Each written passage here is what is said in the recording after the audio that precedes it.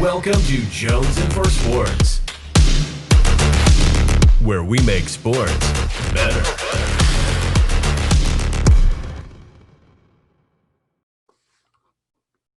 What's good, y'all? It's your boy Jones, and this is Jones for Sports Locker Room Sunday. As always, I'm joined with my host, Luke. What's up, Luke? What's good? Not much. We're still obviously in the pause of waiting for sports to return. And MLS is on actually right now. I'm recording the Miami-Orlando game. Okay. So we got some sports, obviously. Yep, we got some sports, but not the major ones that I'm looking for. So we're going to talk about some football. We're going to continue the episode that we did last week, which was the all-time offensive skill players. Now we're just going to do defense this time. But before we do that, there's obviously been some big breaking news over the past few days, starting off with Patrick Mahomes reaching a deal with the Kansas City Chiefs that's going to keep him there for the next 12 years and make him the richest quarterback in NFL history. And the way you look at the sport or the numbers, they're saying that he will be, if he plays out the contract, will be the richest player in all sports. So big contract. What are your first thoughts on the contract? Okay. Patrick Mahomes is what, 25 at most? 24, about to be 25, I think. Right. So the years don't bother me the same way Bryce Harper. My issue is more the money. If you're putting up basically $500 million for one guy, how are you keeping anybody? I would love to know and I'm sure this is out there, but the year-to-year breakdown of what percentage of the Chiefs' payroll. Now, we understand that every year there's an increase and there's fluctuations in the salary cap. I get it. But we don't know those fucking numbers yet. That takes revenue and math to figure that out. We can't do that math without that data. So kudos to the Chiefs. You got your guy. Not only are skill position, specifically wide receivers, getting more expensive, but really, really good linemen are also getting expensive. I mean, we've seen it just this past offseason, where even a team like the Jets, who needed all the O-line help they could get any sort of type of hand on, they were getting outbid by other teams because the price was just too high. Very true. So you're telling me a team with, you can't really say an equivalently talented, but a similarly aged franchise quarterback I'm just saying you got to put pieces around anybody. Mahomes is probably going to go down as an all-time great if he keeps on this trend. I just don't know. You just can't assume that you can make every receiver into this wonderful Tyreek Hill steal. It doesn't work like that. It takes certain traits outside of what Mahomes offers as a quarterback to make that happen. A la Antonio Brown before he went crazy. Very true. Very true. Yeah. But years and money, I would have thrown the checkbook at him. I completely agree with that tactic. Make him as happy as he wants. Because then again, Kansas City is not the sexiest city in America. It's not in LA, Miami, or New York. You got to keep him there. If that's how much you felt was appropriate, kudos to you. Right. Absolutely. For me, I loved it. And just to explain a little bit, because I know you said you didn't see all those numbers. I didn't see all the numbers either, but from what I've heard and what I've read is that they spreaded it out that long because most likely after 4 to 5 years, they're going to revisit this contract. Yeah, probably. So that way, like you said, they can keep those pieces together because from what I know now, they've got Kelsey locked up. They've got Hill locked up. They just got to get Sammy locked up. And they got the rookie, who's going to be a great piece of their offense. For me, I would not even worry so much about that offense because you have that right now. For me, I would spend that money on the defense because that's where they need it most. But from what from what I've heard, I think this is going to be obviously a team-friendly contract because of the span of it. He's definitely going to make a lot of money up front in those first few years. I know it starts at $45 million a year, so that's a lot of money. And like you said, the salary cap will increase, so that will help in the long run for the Chiefs. But they have to make sure that they have money to make sure that they can either, if those contracts, when Tyreek and Kelsey and all those guys, and they're still producing, that they can re-sign those guys again if possible. If not, they can find someone else to put with Pat Mahomes to keep continuing to make a run for the Super Bowl. Well, think about this. Think about this real quick. A player like Tyreek Hill, right, who's top 10 receiver, uber talented, fastest player in the league, et cetera, et cetera. This contract is going to, before we hit that 5-year mark in Mahomes' deal, this contract is going to, very much supersede the timeline of Tyreek Hill. But when it comes time for his extension, guess what's going to happen? And this is just my opinion, but I could see this happening.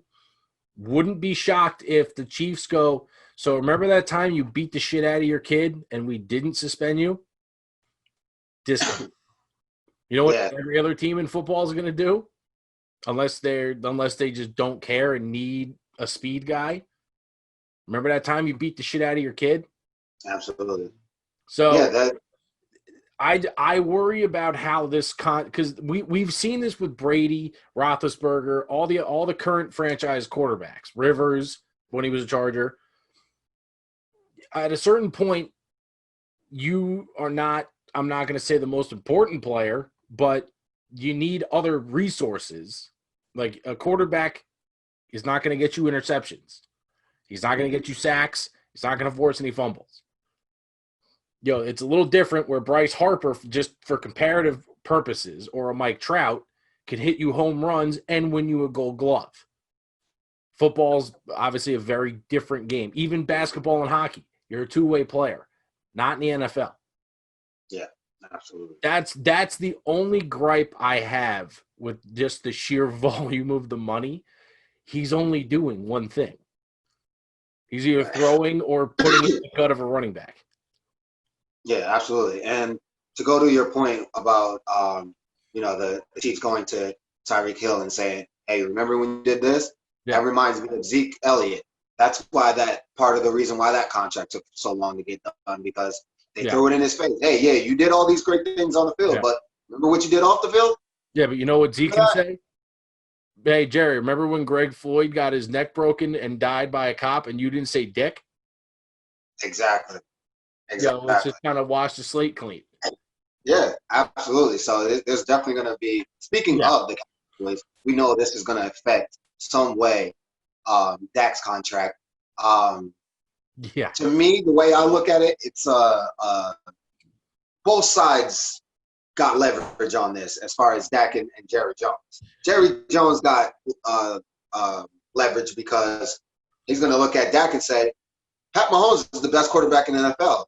He just got 10 years. You're asking for 4 and almost the same amount. Right. Are you Patrick Mahomes? Do you have an MVP? Do you have a Super Bowl MVP?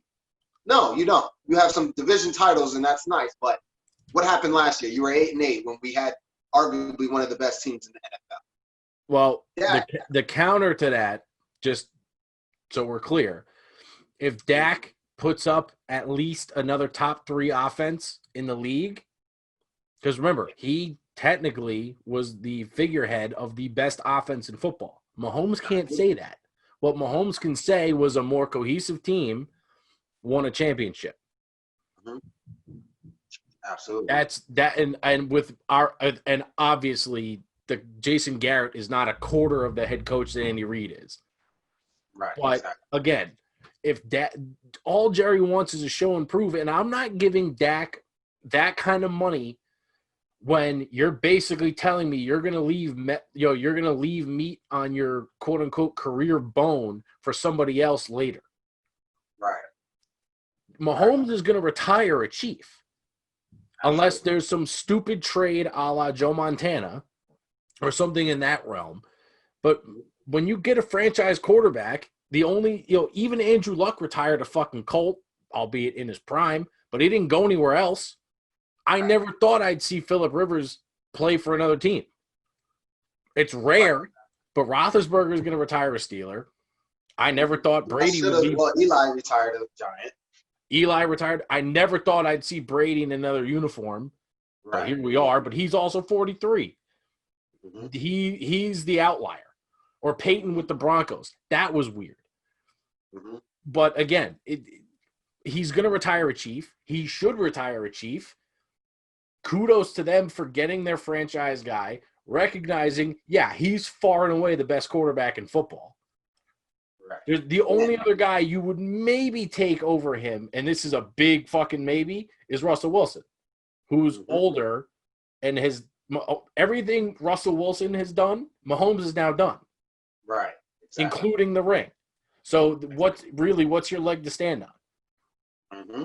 Absolutely. And Dak, if you were to ever be listening, I would suggest that you listen to Pat Mahomes' explanation for why he did this 10-year extension, because like Luke said, it's about building a team for the long run and not just for right now.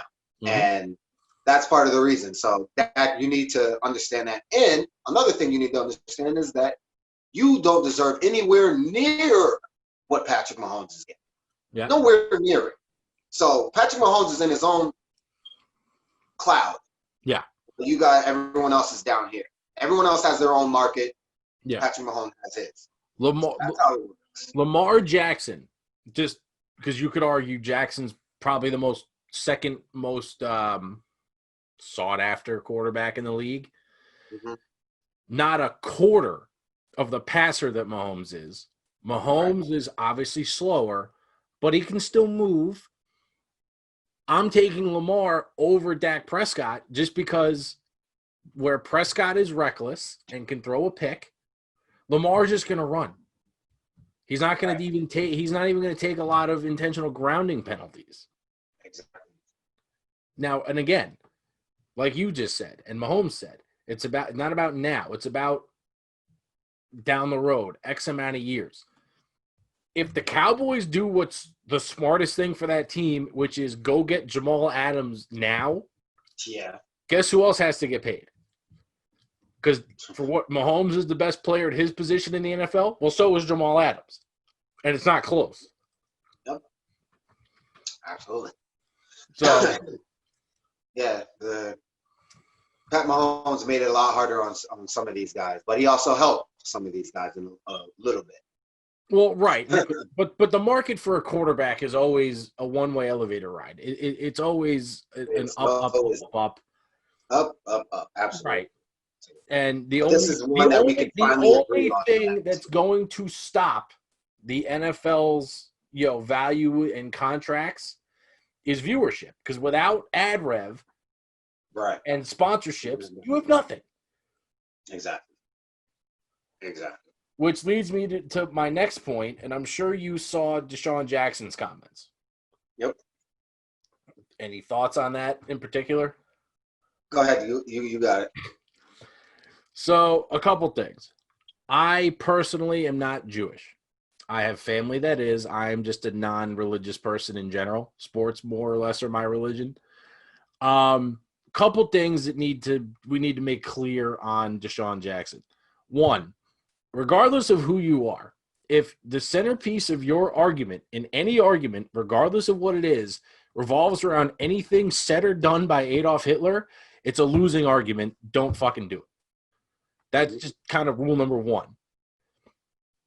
Number two, in reality, you would think the NFL would suspend him, or at least his Jewish owner or Jewish general manager. That's not going to happen. just because the climate of the sports world right now and the BLM and whatever. Should he be? Probably. Will he be? It's the NFL. Probably not. And he's not going to get blackballed the way Kaepernick is, and he'll be back at some point. I'm sure of that. Number 3, recently retired NBA veteran Steven Jackson said he supported those statements. Come on. Really? To be fighting, and again, kudos to Steven Jackson for getting out with the people, protesting, making your voice heard amongst with the thousands and thousands of other people who think the same, white, black, and of all colors. Kudos to you. However, I hate hypocrisy, and what I don't agree with here. Hitler's the most genocidal human of all time. No question. He's the GOAT of war criminals. Mm-hmm. You can't defend him on this when you are an activist. And for what it's worth, go ask any Jewish person or most black people. They would probably tell you, yeah, the blacks and Jews they're brothers in arms because of similar shitty history. Right. Those are supposed to be your closest allies. I, as a security guard, within the last month and a half, actually had to guard people's cars because the congregants of a synagogue went to go protest with BLM. Mm-hmm. So for what it's worth, that's an ally worth hanging on to. And now the parallel that I find symptomatic of the climate, we'll call it. Drew Brees, a couple weeks ago, by myself, you, and E, and let's just say thousands of other people, got eviscerated for saying something that was stupid, but not really, I wouldn't call it inflammatory or taking a dig at any sort of marginalized group of people. He just kind of misread the situation, and let's just say Drew Brees misread the coverage on that one, threw a pick. Right. Like he threw a pick 6. Exactly. And he was eviscerated. The only guy, it pretty much stopped when Michael Thomas and a couple other people were like, give him a break. We talked to him. He's not an asshole. He's been around the league for how many fucking years now? Right. Like, if he was a racist, we would know about it. He's just a redneck at heart. Whatever. If you're going to eviscerate Drew Brees for just misreading the coverage, this is an equivalently bad, I would argue worse, fuck up by Jackson. But am I saying he deserves to be cut? No. But we saw Janoris Jenkins get the axe last year for a similarly inflammatory tweet about mentally disabled people. Mm-hmm. So, for what it's worth, we know Twitter is a weapon, but it can also be a fucking landmine. Mm-hmm. Like, if I was a pro athlete, I would maybe have an Instagram just to post, like, post-game pictures of, like, after a victory. Right. Or, like, a cool highlight. But, like, and again, if you're LeBron, your opinion is expected to be that, like the rallying cry. Like, people are going to look to people like LeBron or Mahomes, or in baseball, people like Andrew McCutchen, the veterans that have been around for a long time. Come on. I'm just saying, like, come on. We understand the climate's a little fucked up right now, but don't make itself, you or your cause look bad. Right. Because we also know there's enough people in this country who don't like what BLM is doing right now. Exactly. Don't give them any fucking ammo. Exactly. And to just piggyback off of what you just said, that's going to be the first thing I'm going to say. You fucked up with what you said. But not only that, there's enough people already that wants to downplay the BLM movement.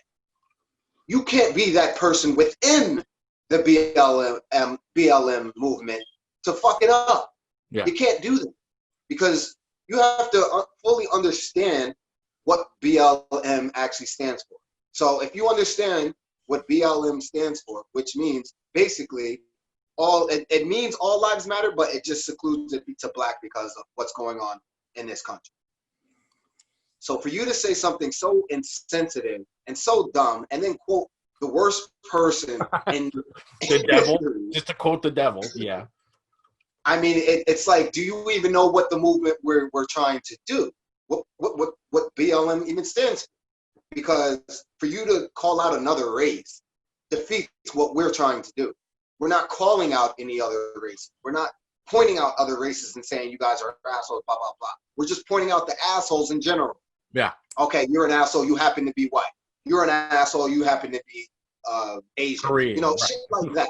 But for you to call out the whole fucking race of Jewish people, Yeah, was fucking retarded. yeah, that was dumb. That was really retarded. Yeah, Now, just to give some content to it, some context. Yeah. They said that in his apology, and through him talking to a few other analysts or whatever the case may be, that what he said is not what he meant, and he apologized. Blah blah blah. One, whatever happens with the apology, whether it goes people accept it or they don't, you can't do anything about that. No, it's out of your control now. It's out of your control. It's either they're gonna go all at you or they're gonna forgive you. That's just out of your hands at this point. And they have every right to do so, because if it was anyone else, if it was a white person, like you said, Drew Brees, we killed them for it. Mm-hmm. We killed them for it. So definitely understand that. But my thing to Jackson would be, if you are trying to empower your people, like he said he was trying to, and provide context, provide context of what you meant. What you said you meant is not what the fuck you wrote at all.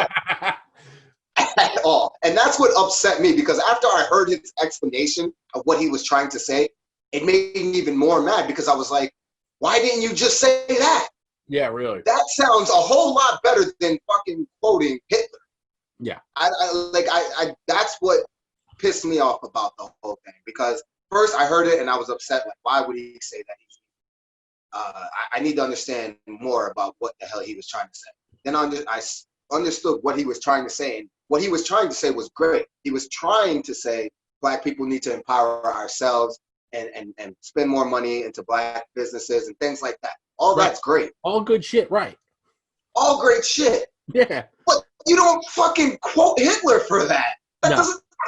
Where does Hitler come into that? That's an automatic one of these. That's an automatic L. So any backlash you get is well deserved, Sean. Well deserved. And now, like Drew Brees is doing now, which is trying to dig himself out of that hole and make things right with the Black community. Deshaun, you have to go make things right with the Jewish community and let them know that you're not a racist and you didn't mean to quote the worst person that they could possibly even hear come out of anyone's mouth.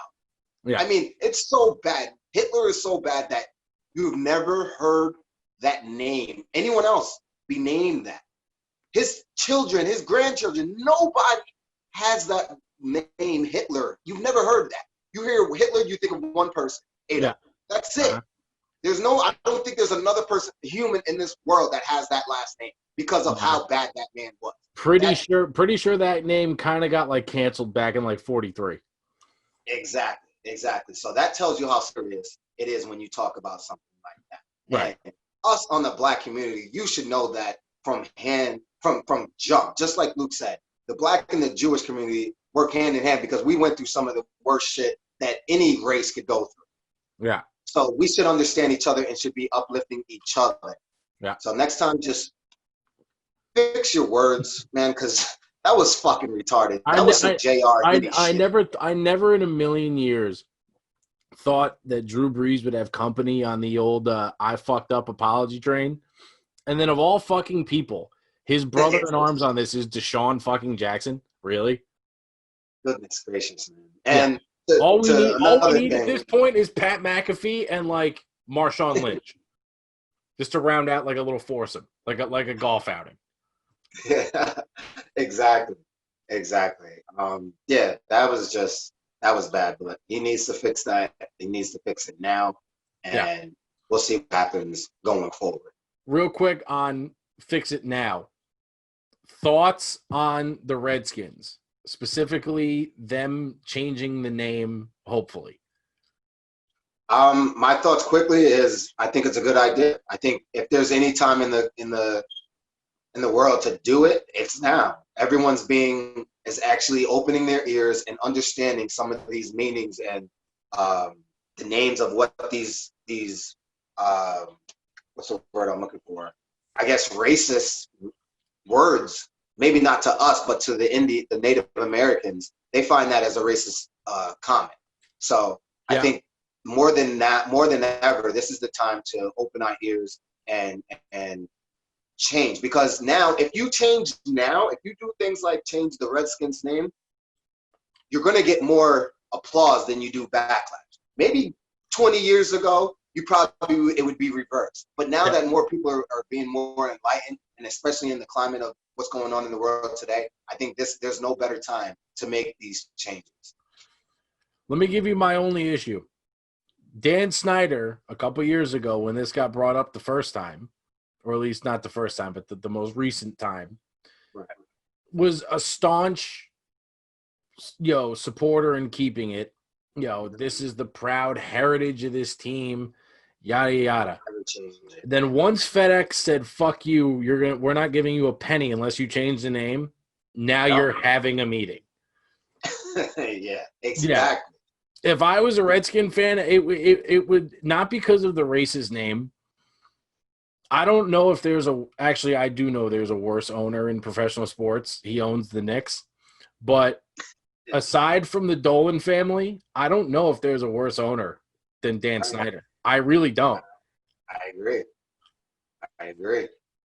Like, let's just be real here. They suck. They really don't draft well. Shit luck with head coaches. Yeah, they just haven't. Nothing has worked out for them. And ever since Joe Gibbs left to do NASCAR, shit just kind of went downhill. Yeah, exactly.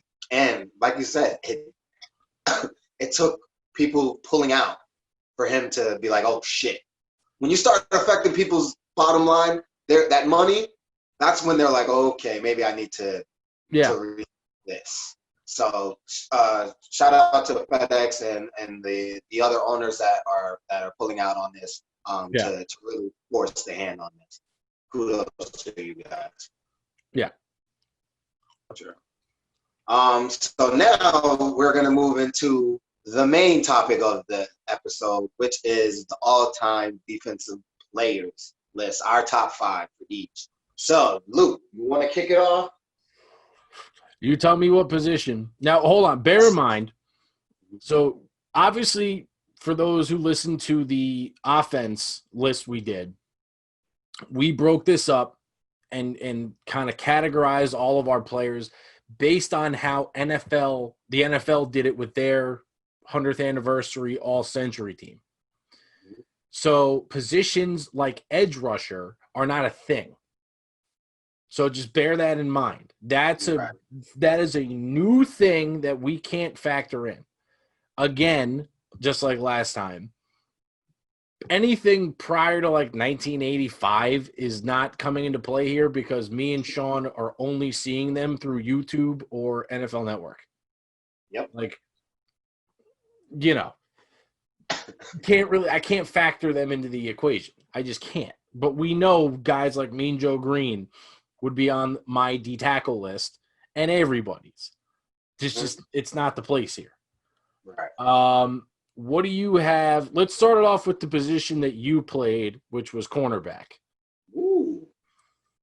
All righty. This one was a tough one because, like you said, I played corner from modified football up into college football.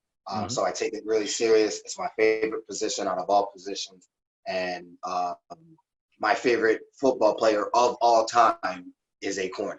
And starting off at number 1, and that is, I don't even think it's even arguable.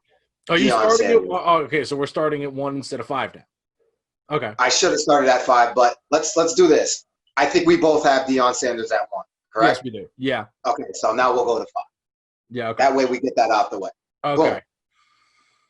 My 5 yeah, we got is now this again. You said we don't go. I don't have the actual year that he played. I think it was in the 80s, maybe late 90s. But he made my top 5 only because he changed the fucking rules when it came to playing in corner position, and that's Mel Blunt. Oh, you son of a bitch! You broke the fucking timeline. I had to. You don't think on the Steeler fans list Mel Blunt would have fucking been there? Rod Woodson would have been there too.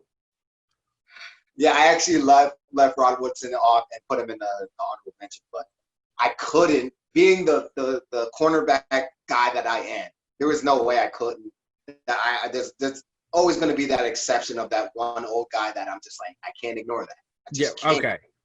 Yeah, so Mel Blunt, for any of our listeners, let's just say you, Aiden, because over in your corner of the globe, football is completely different. Mel Blunt literally had to put a rule that you can't basically stab the receiver. Yep. Because if you gave Mel Blunt a knife, he would kill receivers. Absolutely. Yeah, it looked like prison fights. Mm-hmm. Yeah, so just because of that and how you see the cornerbacks played today, that's why I had to put him in there. He changed the rules. He made it to where the receivers that we see now have the ability to do some of the things they can do. Yeah. Because before, it was almost impossible. Yeah. So that he had to be my top 5. Yeah. I'll give you the rest is more relevant. Yeah. So I'll give you the one realistic guy on my just miss list. And factoring, obviously, Mel Blunt, Rod Woodson. Rod Woodson was close. Just he just was outside the timeline. My main just miss was Champ Bailey. And I know I talked to E about that, and he fucking hated that for obvious reasons. Right. But so be it. My number 5 is Daryl Green, who ironically was Champ Bailey's biggest mentor because Champ Bailey was drafted by Washington. Mm-hmm. But Daryl Green, obviously Hall of Famer, super special player, super fast, kind of almost like Clyde Drexler, where I feel like corners now play like Daryl Green. Like he was kind of ahead of his time. Yeah, right. Like wrong era. But for what it's worth, dominant. Absolutely. That's your 5? That's my 5. Who's your 4? My 4 is Champ Bailey. Yeah, okay. And there's a few guys that I was, really stuck on. But Champ Bailey just made it. Like you see, well, obviously I had to deal with him 2 times a year in our division when he was with Washington. And he always took the best receiver and shut him down shut them down. I remember games specifically, because we don't play the Broncos often, but one year we did play the Broncos. I think, if I'm not mistaken, it was T.O. that was on the team. And this is when T.O. was the number 1 receiver in the league on the Cowboys. And he locked him down. Yeah. Locked him down. He made him not important at all. And I remember we lost that game because Tony Romo, of course, forced it to T.O. a bunch of times. And if I'm not mistaken, Champ Bailey picked it off twice. Yeah. I think one of them was a pick 6, if I'm not mistaken. But he was just that serious. He's one of those guys that you have to pay attention to when he gets on the field. You have to know how you're going to work around him because you can't throw it at him all the time. Yeah. Not even just because of interceptions. He's not going to let your guy catch the ball. He's just not. He's one of those great guys when you use your hands and you cover the receiver's eyes. He's one of those guys that he's not looking for the interception every time. He's looking to make sure that you don't catch it. Yeah. So real quick, I messed something up, and you'll see later. I actually do have Rod Woodson on my list. I forgot I put him in here, but if you look at my where he is and the guy in front of him, it'll make sense. Okay. The other guy I left off was Ty Law. Wow. Again, hard to do, but Yes. in the generation, in our generation, our late 20s age bracket, I just think there was 5 better corners. Okay. That's the only argument that keeps him off this list. Okay. That's real. That's honestly, that's it. Okay. My 4, Darrell Rivas. Okay. Anyone in our age bracket should understand how insanely good Rivas was. Oh yeah. And not only was he insanely good, but he was insanely good on multiple teams, which means multiple systems. Mm-hmm. That says a lot. I'm going to give you my number 3, and you'll see the error of my ways. Number 3 for me is Charles Woodson. Oh, okay. That's my fuck up because I saw Woodson back to back. Right. And there's my 5. But again, Charles Woodson coming out of college was the closest thing we've ever seen to pro-level peak Dion. Mm-hmm. That can't be understated. And if you're the only defensive player to ever win the Heisman, that says a lot, but that's more college. In the NFL, long career, known as a shutdown guy, Swiss Army knife. I would take him just on versatility over Rivas, just because if I needed an emergency receiver, Woodson could actually do it, or if I needed a kick returner, he could do that too. Right. Wasn't elite the way Dion was, but he could do it, and he could do it well. Rivas never could. Was never asked, at least, which I'm not going to say hurts him, but it handicaps him. Exactly. And then Rod Woodson's number 2 because Rod Woodson's fucking amazing. Well, we definitely agree on that. I have Woodson at 2 as well, so we know our top 2 right there. What am I at 4? Yeah. You're at my 4. 4. My 4 is also Darrell Regis. Rivas Island. We all went through that period where it was just like, wow, we haven't seen anything like this in a long time. And he could have been higher for me, honestly. I went back and forth with it. Him not winning a championship, that's not all his fault, but that played a small part into it. But one of the reasons why I wanted to have him higher, because I really had him at 3 originally and then moved him. The reason why I felt that way is because he's one of the only corners in recent memory that took on one guy and followed. Yeah. Cross. This is the reason why Richard Sherman is not on my list. Yeah. There's guys like I forgot his name. He's with the Redskins now. He used to have that battle with Odell Beckham. Josh Norman. Josh, there you go. This is why guys like that. They're great corners, but they're not. That's my guy. I'm following him everywhere he goes. Yeah. I'm taking on that challenge. Those Richard Sherman, all those guys, great corners, but they didn't take on that responsibility. Not even their fault either. Yeah. Because it's part of the system, their defensive system that they right. work. But also, case in point, just look at a team like the Steelers when Antonio, Le'Veon, and Juju were there. Mm-hmm. Obviously, Chris Harris, for example, would be asked to follow Antonio Brown. Antonio Brown's the only one he could never cover.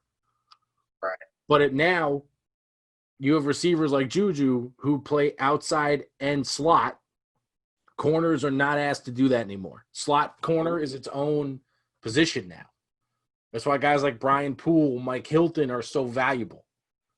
Yep, absolutely. Even guys like Isaiah Simmons, who are the epitome of a Swiss Army knife, but Isaiah Simmons, you will probably never see lined up outside the hash mark or outside the numbers at least.